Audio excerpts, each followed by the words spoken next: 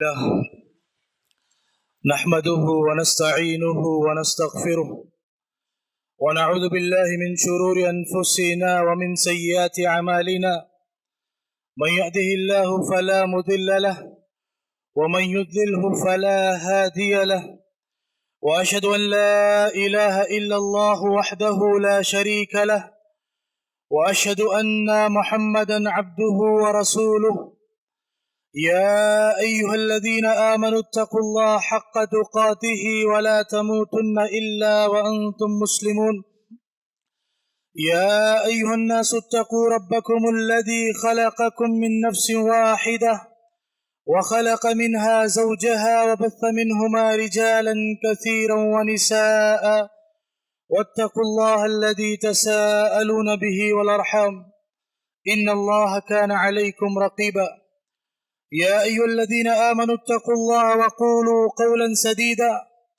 يصلح لكم أعمالكم ويغفر لكم ذنوبكم ومن يطع الله ورسوله فقد فاز فوزا عظيما أما بعد فإن خير الحديث كتاب الله وخير الهدي هدي محمد صلى الله عليه وسلم وشر الأمور محدثاتها وكل محدثة بدعة وكل بدعة ضلالة وكل ضلالة في النار. أعوذ بالله من الشيطان الرجيم. بسم الله الرحمن الرحيم. ولقد خلقنا الإنسان ونعلم ما توسوس به نفسه ونحن أقرب إليه من حبل الوريد إذ يتلقى المتلقيان عن اليمين وعن الشمال قعيد ما يلفظ من قول إلا لديه رقيب عتيد وجاءت سكرة الموت بالحق ذلك ما كنت منه تحيد ونفخ في الصور ذلك يوم الوعيد وجاءت كل نفس معها سائق وشهيد. وقال الله تعالى في موضع آخر والذين يؤذون المؤمنين والمؤمنات بغير ما اكتسبوا فقد احتملوا بهتانا وإثما مبينا. وقال النبي صلى الله عليه وسلم لا يؤمن أحدكم حتى يحب لأخيه ما يحب لنفسه. حاضرین جمعہ، بزرگوں، نوجوانوں، چھوٹے بچوں، پردہ نشین مائیں اور بہنیں، سب سے پہلے تمام قسم کی تعریفیں، حمد و ثنا، بڑائی بزرگی اس اللہ وحدہ لا شریک کے لیے لائق اور مناسب ہیں جو اکیلا تنہا ساری کائنات کا خالق، مالک، پالنہار، مدبر اور رازق ہے. بعدہ درود و سلام کی بارش ہو تمام انبیاء کرام پر، خصوصاً ہمارے آخری نبی جناب محمد الرسول اللہ صلی اللہ علیہ وسلم پر. حضرات، اللہ رب العالمین نے ہمیں اسلام کی شکل میں جو دین عطا کیا ہے، وہ دین ایک کامل اور مکمل دین ہے. دنیا و آخرت اور ہر طرح کے مسائل میں یہ دین ہماری رہنمائی کرتا ہے. اس دین کے اندر عقیدہ بھی ہے، عبادتیں بھی ہیں، معاملات کا بیان بھی ہے اور اخلاق پر بھی زور ہے. پوری زندگی اور زندگی کے ہر معاملے میں ہماری رہنمائی کی گئی ہے. کوئی گوشہ، کوئی پہلو زندگی کا خالی نہیں چھوڑا گیا. زندگی کے ہر مرحلے کے تعلق سے، ہر اسٹیپ کے تعلق سے اسلام کی تعلیمات موجود ہیں. اب دیکھیں، انسان کی ولادت سے لے کر انسان کی وفات اور تدفین تک سارے مسائل اور سارے مرحلے کے تعلق سے اسلام کی تعلیمات موجود ہیں. اور ہم یہ بھی جانتے ہیں کہ ہمارے اوپر اللہ رب العالمین کے کچھ حقوق ہیں اور اللہ کے بندوں کے بھی کچھ حقوق ہیں. اور ہم یہ بھی جانتے ہیں کہ صرف اللہ کے حقوق ادا کر دینے سے بندوں کے حقوق ادا نہیں ہوتے. پھر سے سنیے گا، صرف اللہ کے حقوق ادا کر دینے سے بندوں کے حقوق ادا نہیں ہوتے.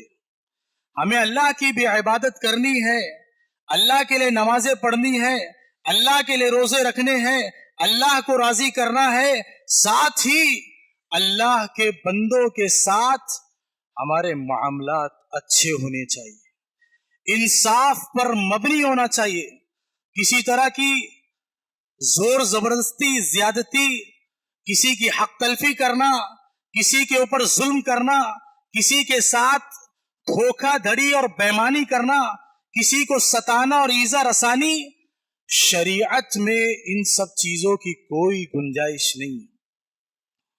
ایک آدمی کتنا بڑا عبادت گزار ہو، روزے نماز کا کتنا پابند ہو، اگر اللہ کے بندوں کے ساتھ اس کے معاملات اچھے نہیں ہیں، اللہ کے بندوں کے ساتھ اس کے معاملات اچھے نہیں ہیں، تو اس کی ساری عبادتیں بیکار ہو جائیں گی.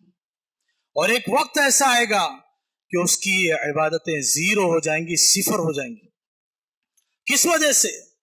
اللہ کی عبادتیں تو کی، نمازیں تو پڑھی، روزے تو رکھے، حج تو کیا، زکوٰۃ تو دیا، لیکن اللہ کے بندوں کے ساتھ انصاف نہیں کیا، اللہ کے بندوں کے حقوق کی رعایت نہیں کی، اللہ کے بندوں کے ساتھ اس کے معاملات اچھے نہیں تھے.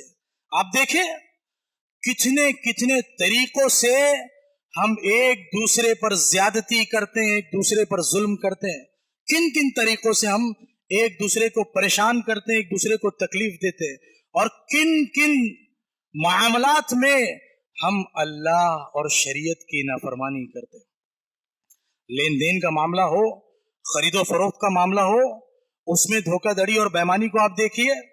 شادی بیاہ کے معاملات ہو، آپسی تعلقات اور صلہ رحمی کا معاملہ ہو، اگر آپ ان معاملات میں غور کریں گے تو افسوس کے ساتھ یہ بات کہنی پڑتی ہے کہ ہم مسلمان ان معاملات میں بہت پیچھے جا چکے ہیں.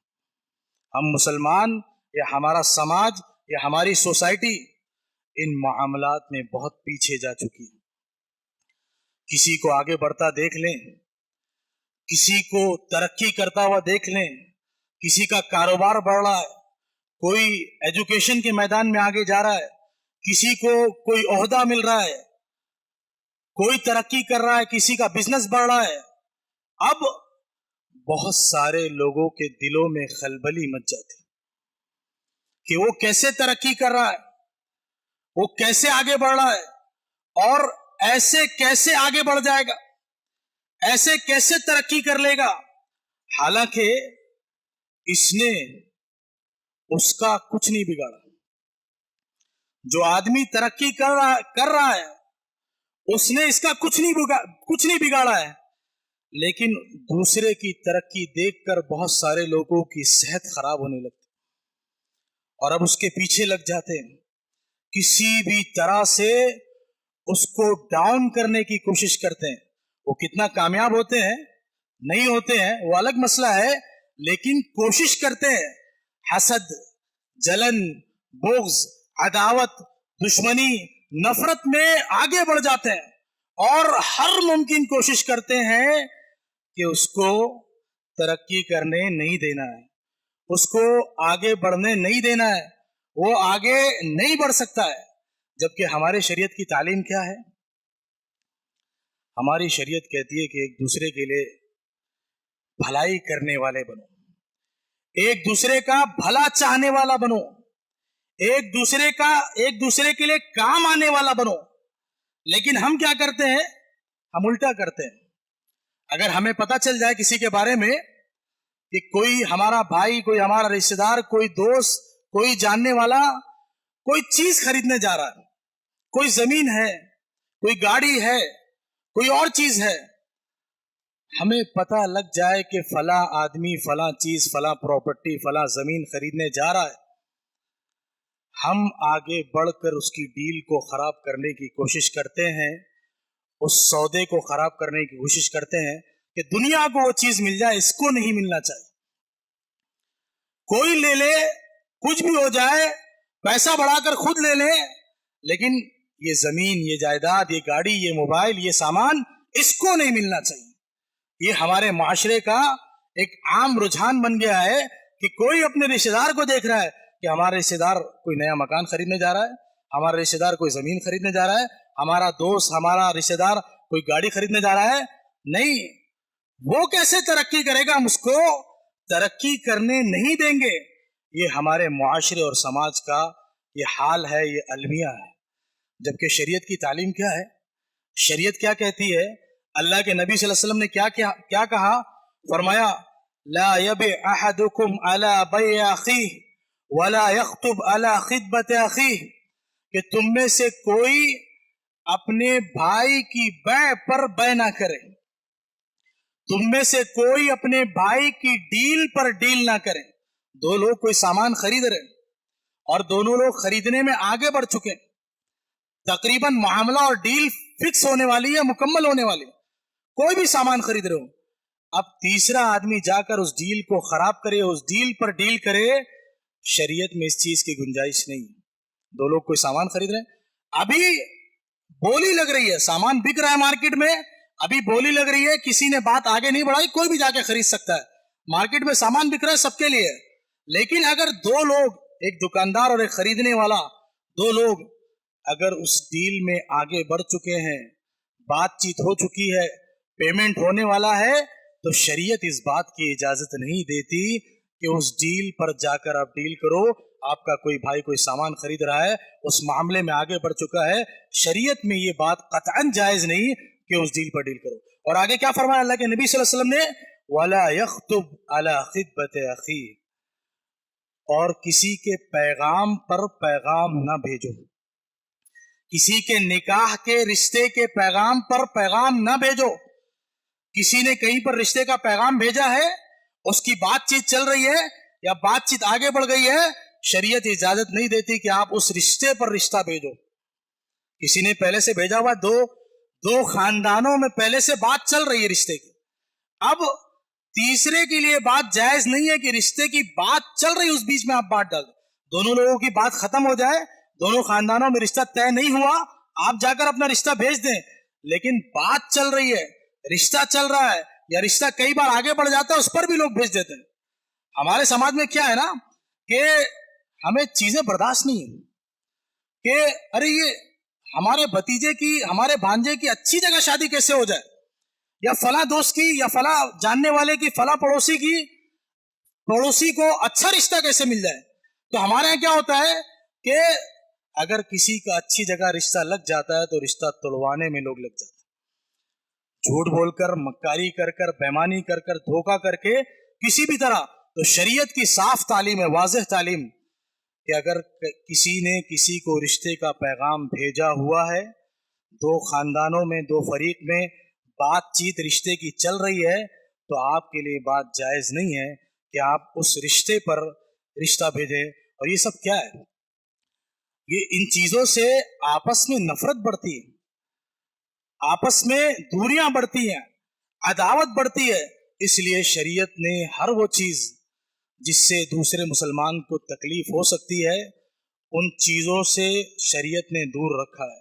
شریعت نے ان چیزوں سے تنبیہ کی ہے کہ آپ ان چیزوں کو مت کریے جس سے آپ کے بھائی کو تکلیف پہنچے، جان بوجھ کر۔ انجانے میں کبھی کبھی کوئی چیز ہو جاتی ہے، ایک الگ مسئلہ ہے، لیکن جان بوجھ کر، آپ کو معلوم ہے کسی کا کہیں پر رشتہ چل رہا ہے، آپ جان بوجھ کر انجانے میں گئے، مسئلہ نہیں ہے، لیکن جان بوجھ کر آپ جائیں تو یہ بہت بڑا مسئلہ ہے۔ اسی لیے اگر کسی کی ڈیل چل رہی ہے، بیع و شرع چل رہی ہے، اس میں آپ نہیں جا سکتے، اور کسی کا رشتہ کہیں چل رہا ہے تو اس میں آپ نہیں جا سکتے۔ مسلمانوں کو تکلیف دینا، مسلمانوں کو تکلیف پہنچانے میں بہت بڑا جرم ہے۔ ہمارے یہاں تو ہمارا یہ معمول ہے دوسروں کو تکلیف پہنچانا، ہماری عادت ہے، ہمارا کام ہی یہی ہے۔ ہم کیا کر رہے ہیں سماج میں بیٹھ کر؟ بس دوسروں کو تکلیف پہنچانا ہے۔ کون سے اسباب ہم اختیار کر لیں کون سے راستے ہم اپنا لیں کہ اپنے بھائی کو تکلیف پہنچا دیں. ہمارا عمل بن چکا ہے, ہمارا مشغلہ بن چکا ہے, جبکہ مسلمانوں کو تکلیف پہنچانے میں بہت بڑا جرم ہے. فرمایا رب کریم نے والذین یؤذون المؤمنین والمؤمنات بغیر ما اکتسبوا فقد احتملوا بہتانا واثما مبینا, کہ جو لوگ مومن مرد اور مومن عورتوں کو تکلیف پہنچاتے ہیں بغیر کسی جرم کے, بغیر کسی عذر کے, تو انہیں ڈرنا چاہیے, گھبرانا چاہیے. انہوں نے اپنے اوپر بہت بڑے بہتان کا, جرم کا بوجھ اٹھا لیا. میرے بھائیوں, ہم نے معمولی سمجھ لیا ہے نا, ہمارے معاشرے میں اس کو کوئی گناہ اور کوئی بات, کوئی برائی نہیں سمجھی جاتی کہ جس کو چاہے مار دیں, جس کو چاہے ٹوک دیں, جس کو چاہے تکلیف پہنچائیں, جس کے ساتھ جو کریں. لیکن شریعت کی نظر میں یہ بہت بڑے گناہ ہیں. اور آپ کو میں بتاؤں کہ شریعت دوسرے کے جذبات کا کس قدر خیال رکھتی ہے. ہماری شریعت چھوٹی چھوٹی چیزوں میں دوسرے کے جذبات کا کس قدر خیال رکھتی ہے. شریعت نے ایک معیار دیا, ایک پیٹرن دیا, دوسروں کے تعلق سے ہمیں کیسا ہونا چاہیے, کیا معیار ہونا چاہیے, دوسروں کے بارے میں ہمارے جذبات کیا ہونا چاہیے. شریعت نے ایک معیار دیا. فرمایا نبی کریم صلی اللہ علیہ وسلم نے لا یؤمن احدکم حتی یحب لاخیہ ما یحب لنفسہ. یہ حدیث سنیے. ابھی کچھ دن پہلے ہمارے ہاں ملک میں آئی لو محمد کا مسئلہ چل رہا تھا. بہت سارے لوگوں نے ریلیاں نکالی, اسٹیٹس لگایا, سب نے. اور میں سمجھتا ہوں کوئی مسلمان نہیں جو اس بات کا دعویٰ نہ کرتا ہو کہ میں اللہ کے نبی صلی اللہ علیہ وسلم سے محبت نہیں کرتا. سب کرتے ہیں, اور ہم مومن ہی نہیں ہو سکتے اگر اللہ کے نبی صلی اللہ علیہ وسلم سے سچی محبت ہم نہیں کریں گے. سب نے دعویٰ کیا, لیکن وہ دعویٰ سچ کب ثابت ہوگا؟ جب ہم اس دعوے پر عمل کریں گے, نبی کے فرامین اور دین کے مطابق چلیں گے, تب وہ دعویٰ سچ ثابت ہوگا. ورنہ اسٹیٹس لگانا تو بہت آسان کام ہے. آج کل ایم بی فری ہے, وائی فائی چل رہا ہے, کوئی بھی اسٹیٹس لگائے, دن میں 100 بار یہ لگا سکتا ہے کہ میں اللہ کے نبی صلی اللہ علیہ وسلم سے محبت کرتا ہوں, لیکن 5 بار نماز پڑھنے میں اس کی حالت خراب ہوتی. تو دین پر عمل ہوگا, نبی کے فرامین کے مطابق زندگی گزاریں گے, تب آئی لو محمد کا حق ادا ہوگا. ورنہ جھوٹے دعوے ہم بہت کرتے ہیں. تو وہی اللہ کے نبی صلی اللہ علیہ وسلم نے فرمایا لا یؤمن احدکم حتی یحب لاخیہ ما یحب لنفسہ, کہ تم میں سے کوئی شخص اس وقت تک مومن نہیں ہو سکتا جب تک کہ اپنے بھائی کے لیے وہی پسند کرے جو اپنے لیے پسند کرتا ہے. یہ جذبہ ہونا چاہیے اپنے بھائیوں کے لیے. تم میں سے کوئی مومن نہیں ہو سکتا جب تک کہ اپنے بھائی کے لیے وہی چیز پسند کرے جو اپنے لیے پسند کرتا ہے. اب آپ بتائیے, ہم میں سے کون سا آدمی اس بات کو پسند کرے گا کہ ہم یا میں کوئی سامان خرید رہا ہوں, کوئی زمین خرید رہا ہوں, یا کوئی بھی چیز خرید رہا ہوں, اور میری بات چیت چل رہی ہے, کیا میں اپنے لیے اس بات کو پسند کروں گا کہ کوئی تیسرا آدمی آ کر میری ڈیل کو خراب کر دے؟ نہیں پسند کریں گے نا. دنیا کا بیوقوف آدمی بھی یہی جواب دے گا, نہیں پسند کریں گے. ہم میں سے کون آدمی, کون سے ماں باپ, کون سے گارجین, کون سے والدین اس بات کو پسند کریں گے کہ ان کے بچے کا رشتہ کہیں پر چل رہا ہو, بات چیت چل رہی ہو, اور کوئی تیسرا آ کر اس رشتے کو خراب کر دے؟ کوئی پسند کرے گا؟ کوئی نہیں کرے گا. اب بتائیے, جب ہم اپنے لیے وہ چیزیں پسند نہیں کرتے تو ہم وہی سب چیزیں دوسروں کے لیے کیسے پسند کر لیتے؟ یہ حدیث اپنے سامنے رکھی اللہ کے نبی صلی اللہ علیہ وسلم کی کہ کوئی آدمی اس وقت تک مومن نہیں ہو سکتا جب تک کہ دوسروں کے لیے وہی پسند کرے جو اپنے لیے پسند کرتا ہے. تو اگر ہم اپنے لیے اچھا پسند کرتے ہیں, اپنے لیے ساری چیزیں ہم چاہتے ہیں کہ ہمارے ساتھ لوگ بھلائی کریں, ہمارے ساتھ اچھائی کا معاملہ کریں, تو ہمیں دوسروں کے لیے بھی ویسا ہی سوچنا چاہیے جیسے اپنے لیے سوچتے ہیں. میرے بھائیوں, دین کیا ہے؟ دین خیرخائی کا نام ہے. فرمایا نبی کریم صلی اللہ علیہ وسلم نے دین النصیحہ, کہ دین خیرخائی کا نام ہے, دوسروں کے ساتھ بھلائی کا نام ہے. یہی دین ہے کہ آپ دوسروں کے کام آئیں, دوسروں کے ساتھ بھلائی کریں, دوسروں کی مدد کریں, دوسروں کو فائدہ پہنچائیں, دوسروں کو تکلیف نہ پہنچائیں. اور صحابہ کرام نے پوچھا اللہ کے رسول صلی اللہ علیہ وسلم خیرخائی کس کے ساتھ؟ تو اللہ کے نبی صلی اللہ علیہ وسلم نے فرمایا کہ اللہ کے ساتھ خیرخائی, رسولوں کے ساتھ خیرخائی, اور مسلم ائمہ کے ساتھ خیرخائی, اور عام لوگوں کے ساتھ خیرخائی. تو یہ دین نام ہے خیرخائی کا, بھلائی کا. ہمارے اندر ایک دوسرے کے ساتھ بھلا کرنے کا جذبہ ہونا چاہیے, ایک دوسرے کے کام آنے کا جذبہ ہونا چاہیے, ایک دوسرے کی مدد کرنے کا جذبہ ہونا چاہیے. اور آپ دیکھیں صحابہ کرام کو، وہ اس معاملے کو کتنا اہم سمجھتے تھے، خیر خواہی کو، ایک دوسرے کی بھلائی کو، کہ وہ اللہ کے نبی صلی اللہ علیہ وسلم کے پاس آ کر اس چیز کے لیے بیعت کرتے تھے، ایگریمنٹ کرتے تھے، عہد کرتے تھے۔ صحابی رسول نے فرماتے ہیں بایعت رسول اللہ صلی اللہ علیہ وسلم علی اقام الصلاۃ و ایتاء الزکاۃ والنصح لکل مسلم۔ صحابی رسول بیان کرتے ہیں کہ میں نے اللہ کے رسول سے بیعت کی، ایگریمنٹ کیا، عہد کیا، کن باتوں پر؟ نماز قائم کرنے پر، زکوٰۃ ادا کرنے پر، والنصح لکل مسلم، اور تمام مسلمانوں کے ساتھ خیر خواہی کرنے پر۔ تمام مسلمانوں کے ساتھ بھلائی کریں گے، تمام مسلمانوں کے ساتھ خیر خواہی کریں گے، اس بات کا صحابہ اللہ کے نبی صلی اللہ علیہ وسلم سے عہد کرتے تھے، ایگریمنٹ کرتے تھے۔ آج ہم میں سے اگر 5 لوگوں کو بلا لیا جائے کہ آؤ سائن کرو، ایگریمنٹ بناؤ کہ کسی کو تکلیف نہیں دو گے، کسی کو پریشان نہیں کرو گے، ایک بندہ نہیں رکنے والا، سب بھاگ جائیں گے۔ یہ ہمارے سماج کا حال ہے، یہ معاشرے کا حال ہے، سوسائٹی۔ ہم اس قدر اخلاقی گراوٹ کے دہانے پر پہنچ گئے ہیں کہ ہم بھلائی کسی کی پسند نہیں کرتے ہیں۔ ہم اپنے دکھ سے زیادہ دوسروں کے سکھ سے پریشان ہیں، ہمیں دوسروں کا بھلا دیکھا نہیں جاتا۔ جبکہ مسلمان آج ہمارا بھائی ہماری زبان اور ہمارے ہاتھ سے محفوظ ہے۔ مسلمان کا تعارف اور پہچان اللہ کے نبی صلی اللہ علیہ وسلم نے کیا کرائی تھی؟ المسلم من سلم المسلمون من لسانہ ویدہ، کہ ایک مسلمان وہ ہے جس کے ہاتھ اور زبان سے دوسرے مسلمان محفوظ ہے۔ آج ہم دیکھیں کیا شہر کے حالات بن چکے ہیں، آئے دن پورے ہفتے کی رپورٹ آپ دیکھ لیں، پورے مہینے کی آپ رپورٹ دیکھ لیں، اخبارات دیکھ لیں، سوشل میڈیا دیکھ لیں، کوئی دن خالی نہیں جاتا کہ ایک مسلمان دوسرے مسلمان کو قتل نہ کرتا۔ اس قدر ہم اخلاقی گراوٹ کے دہانے پر پہنچ۔ اللہ کے نبی تعارف بیان کر رہے ہیں مسلمان کا کہ مسلمان وہ ہے جس کے ہاتھ اور زبان سے دوسرے مسلمان محفوظ رہے۔ آج ہمارا سگا بھائی، سگے رشتے دار ہماری زبان اور ہمارے ہاتھ سے محفوظ نہیں۔ پانی سے سستا اس شہر میں خون بن چکا۔ ہمارے اپنے جذبات پہ کنٹرول نہیں، غصے پہ کنٹرول نہیں، اور حالات اتنے نازک ہو گئے، ہر دن خبر پڑھو، ہر دن نیوز پڑھو، کون ہے؟ مرنے والا بھی مسلمان، مارنے والا بھی مسلمان۔ اس قدر ہم اخلاقی گراوٹ پہ پہنچ چکے۔ میرے بھائیوں یاد رکھیے، یہ مسئلہ حقوق العباد کا بہت بڑا ہے۔ میں نے شروع میں کہا کہ اللہ کے حقوق ادا کر دینے سے بندوں کے حقوق ادا نہیں ہوں گے۔